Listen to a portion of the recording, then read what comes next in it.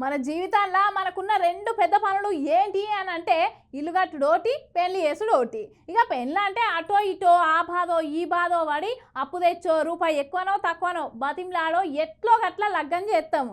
కానీ ఇల్లు విషయానికి వచ్చేసరికి గట్లు ఉండదు కదా. అగో అందుకనే సర్కారోళ్ళు ఈ ఆలోచన చేసిర్రు పబ్లిక్ ఆసరైతేందుకు. ముచ్చట ఏందో ఎరికేనా చూడుర్రి.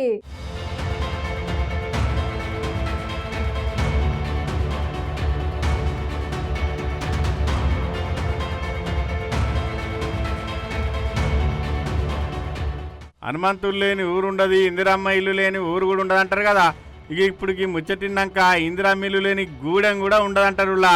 అవు మరి సర్కారోళ్ళు గృహజ్యోతి పథకం కింద పేదలకు ఇందిరమ్మ ఇల్లు కట్టించే కార్యక్రమం సురువు చేసిండ్రు. పేదోళ్ళని అర్థం చేసుకున్నది కేవలం ఒక్క కాంగ్రెస్ ప్రభుత్వమేనట. ఇల్లు కట్టి చూడు పెళ్లి చేసి చూడు అంటారు కదా.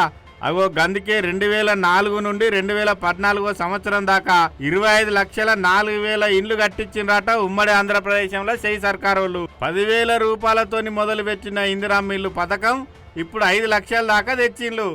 4,000 రూపాయల నగదుతో మొదలైన ఇందిరమ్మ ఇల్లు కాలక్రమేణా రాజశేఖర రెడ్డి గారు వచ్చే వరకు 1,25,000కు పెరుగుకుంటూ వచ్చింది.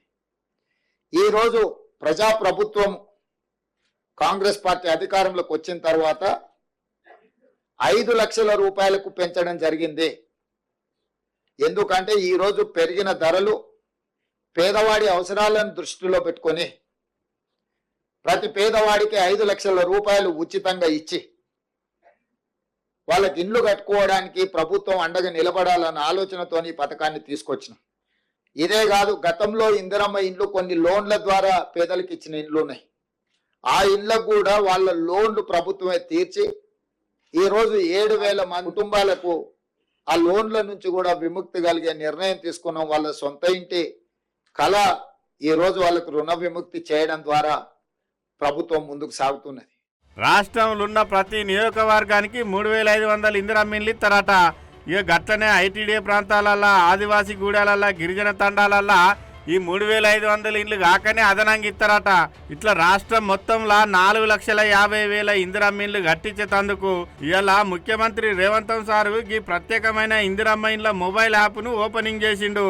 అటెంకాయగో ఇట్లా డబ్బతోని తయారు చేసిన ఇల్లు చూపెట్టుకుంటా ఇంట్లో బెడ్రూము, హాలు, వంట రూము, బాత్రూము ఎక్కడెక్కడ ఉంటాయని కుద్దుగా చూపెట్టిండు. ఒక్కొక్క ఇంటికి 5 లక్షల రూపాయలు ఇస్తారట. మరి అయితే ఈ 5 లక్షల రూపాయలు మాత్రం ఒక్కసారి ఇయ్యరట.